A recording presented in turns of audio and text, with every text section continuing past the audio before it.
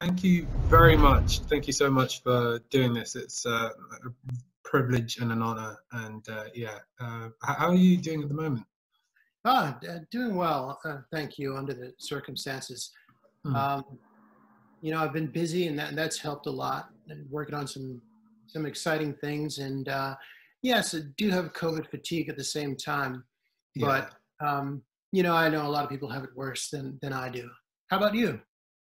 Yeah, I mean, I think it's a similar-ish situation here in the UK to how things have kind of been in the States, and it's kind of this on again, off again sort of lockdown, and I think a lot of people are experiencing that sort of COVID fatigue, and you know, hopefully, things begin to sort of work themselves out and things kind of get better. I wanted to dive right into Precious, and I know it was adapted from a novel, Push by Sophia, and I wanted to kind of investigate and like ask what was your process like in one discovering this novel or finding out about this novel or being given this novel, and although both the screenplay and the novel are written pieces of work, they both serve different functions. And so how was that process of adapting the novel to the screenplay?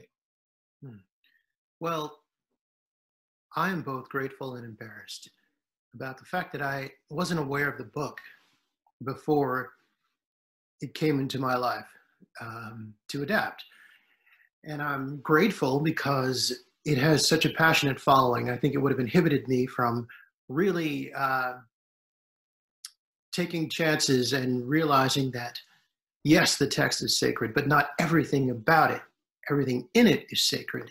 And I think that one has to do that. One has to bring oneself into any adaptation. And so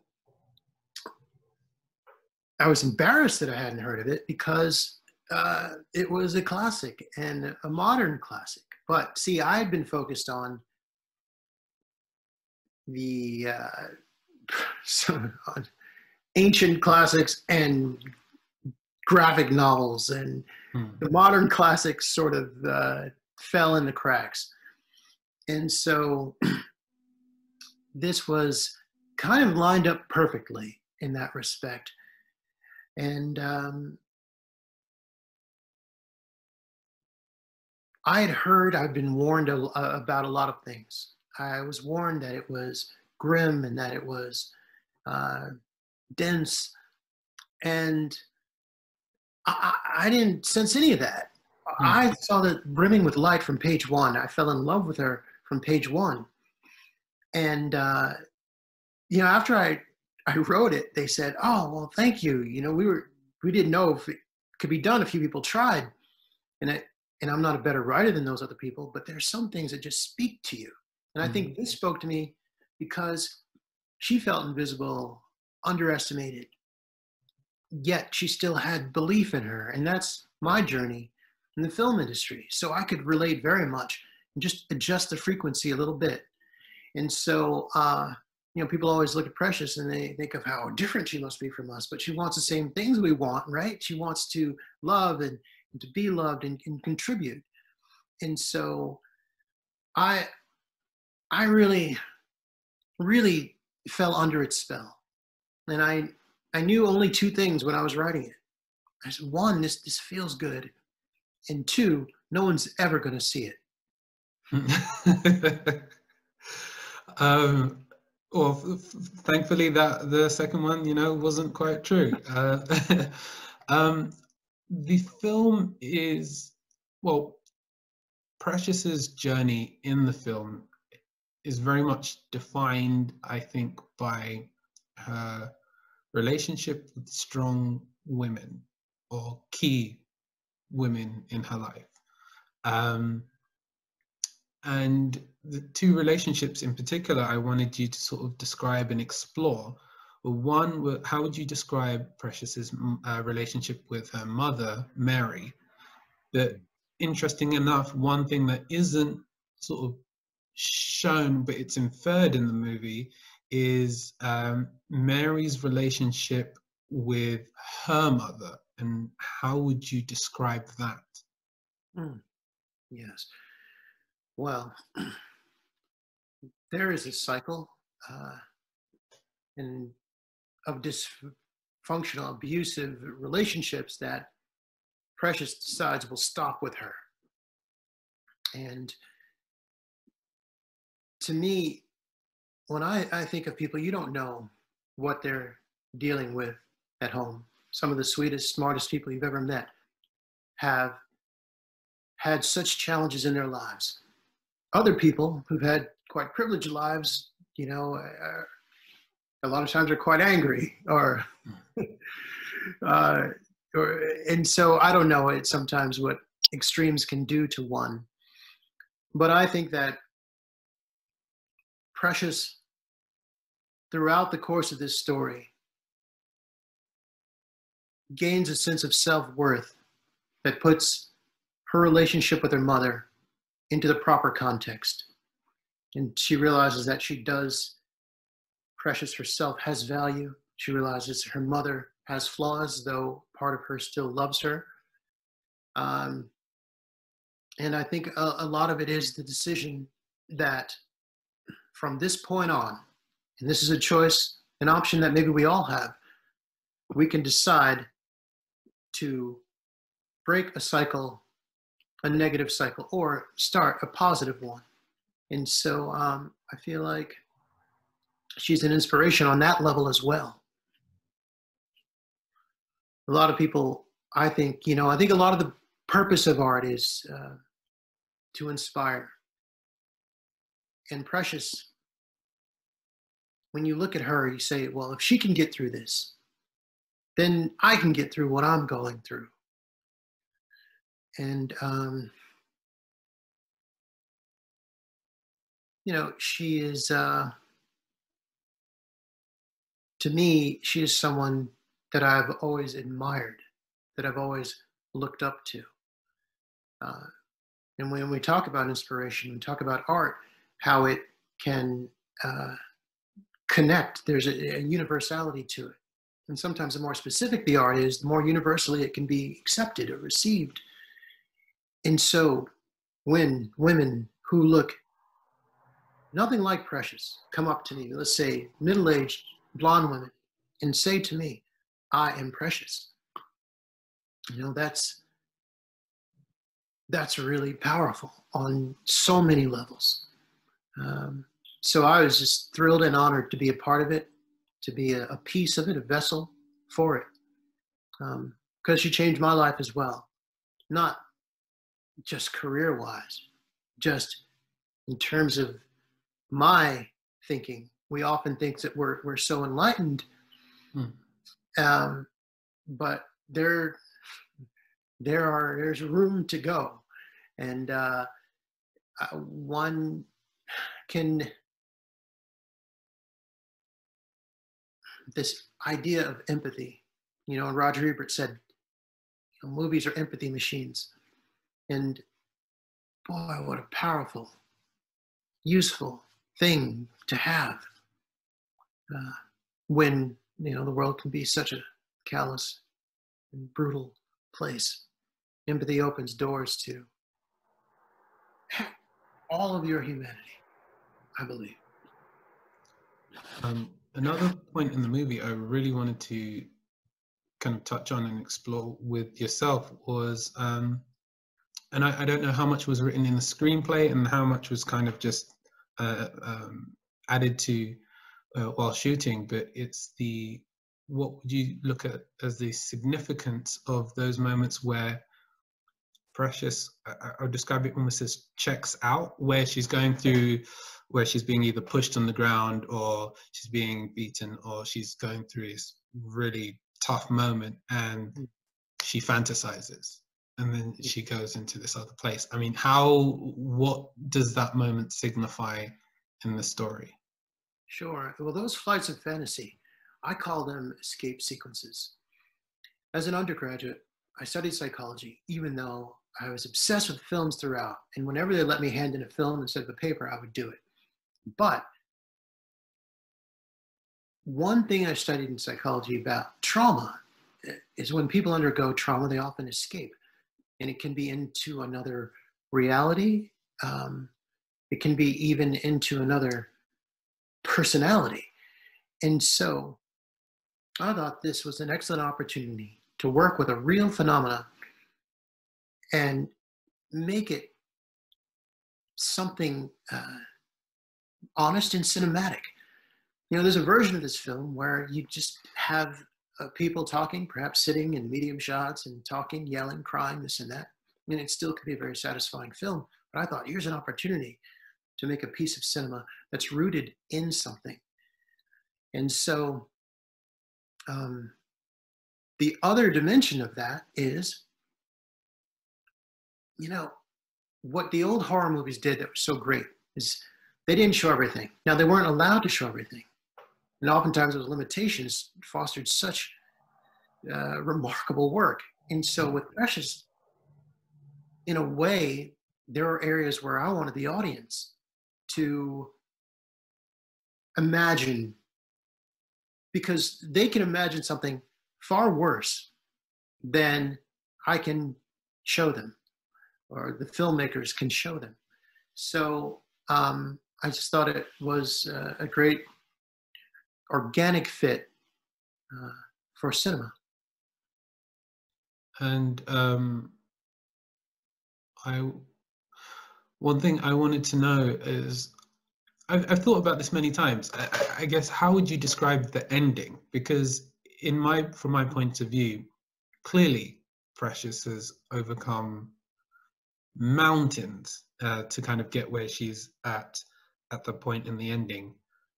But also there's a sense of, you know, she's still got a lot of weight on, like, metaphorically, on her shoulders, and there's a lot of baggage she's carrying. Would you describe it as a happy ending, or what was your, how would you describe the ending?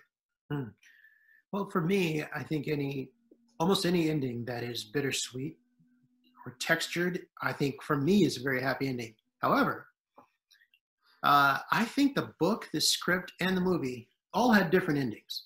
Now, the key is, I think that they shared the same spirit. But I had an ending without her having both of her children, but you knew she was endeavoring to get them. And so at the end of the day, when you have, as a screenwriter, if the spirit of your work remains intact, that's a win. A lot can happen. And, you know, things, so I was so pleased. And I'll tell you, there are things that I hadn't anticipated that I marveled at. I mean, the courage or the audacity not to put a lot of the actors in makeup. That's really bold on everybody's part. The director, the actors, everybody.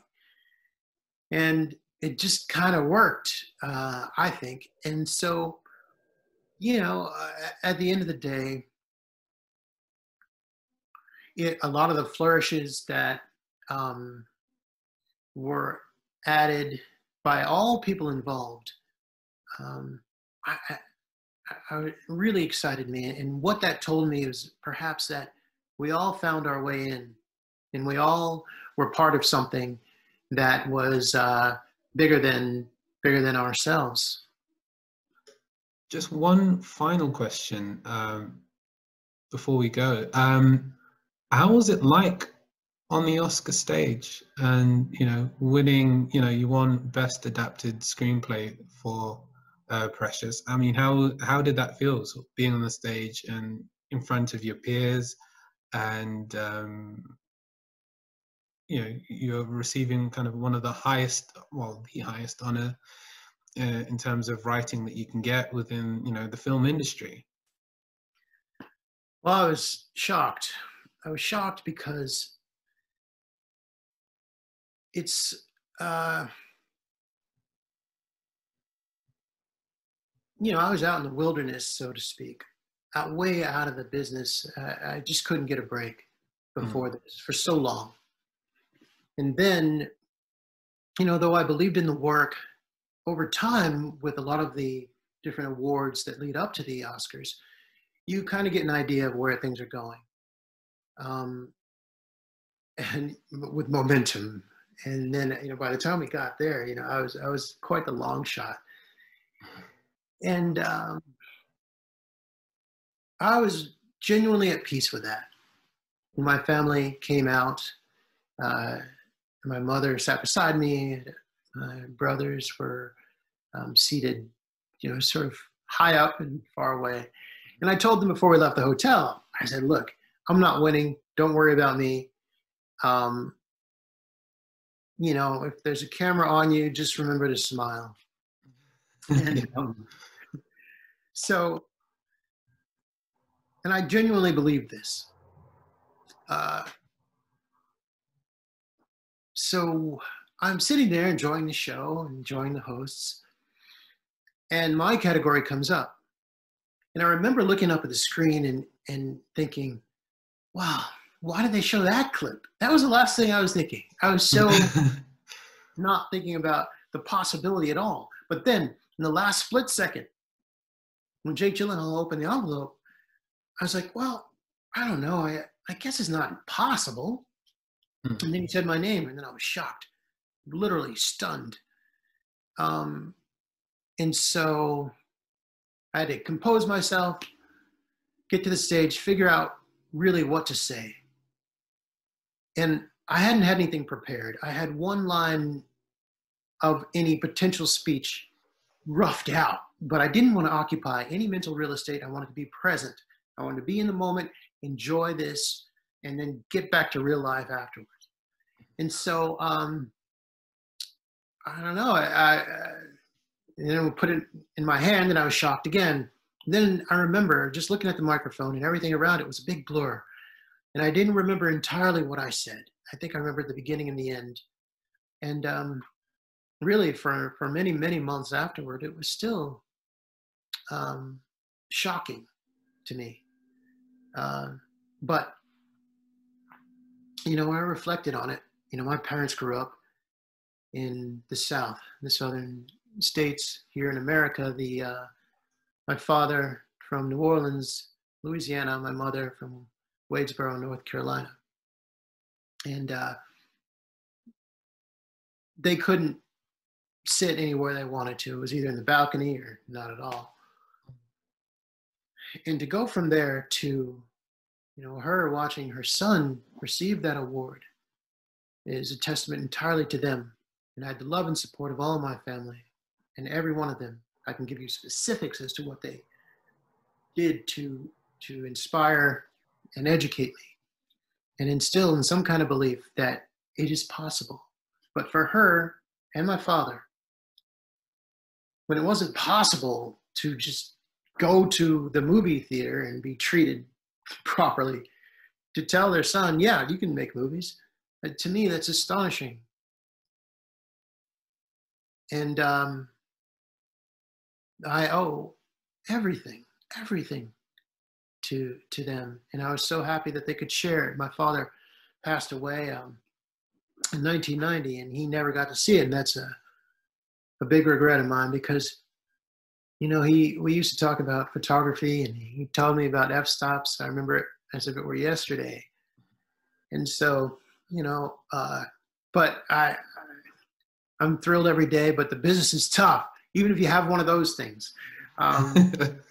You know, when you hear that Steven Spielberg has problems sometimes getting a project going, then you realize, okay, everybody does. But I can't say it's quite parallel. I think perhaps there are other layers sometimes with me, but, you know, I'm grateful.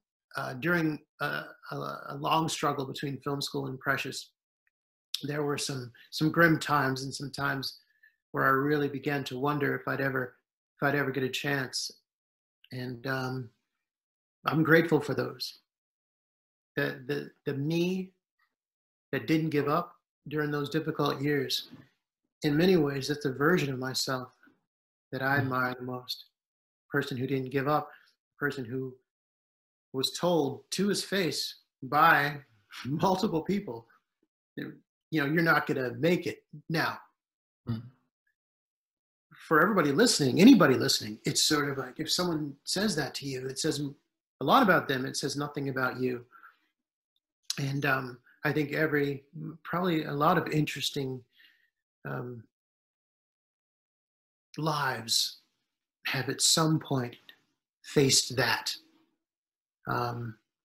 You know, I would be surprised if a lot of people in the audience, if perhaps even you, have faced that sort of thing. And, you know, these are just things to fight through. But the great irony is, you know, as an artist, you're supposed to be quite sensitive, yet it's a very tough business.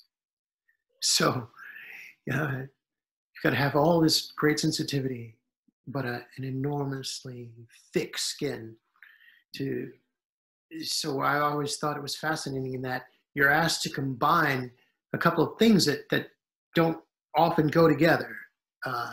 You know, I'm supposed to be this wild out of the box thinker, but I also have to be on time and professional and this and that. And so it's a fascinating thing. It's a privilege. The work, the industry has a way to go, a long way to go.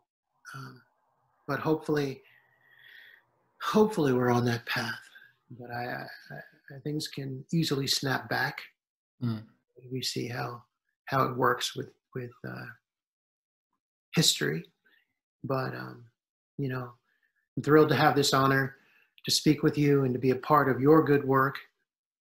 And at the end of the day, when you look at how much something means, awards are nice, critical acclaim or money, but it really is if something can stand the test of time. So for me, it's an enormous honor that anyone wants to show, you know, this film, and that this film still means something to somebody, and that you still hear certain things about it in the zeitgeist. That is a shocking thing to me, and possibly the biggest honor of all. You know, that we are having this conversation about that piece of work. Well, Geoffrey Fletcher, it's been an honor and a privilege, and thank you very much for sharing your stories and sharing your time with us today. Oh, of course, Presh. It was my pleasure. Hope to talk with you soon. Definitely.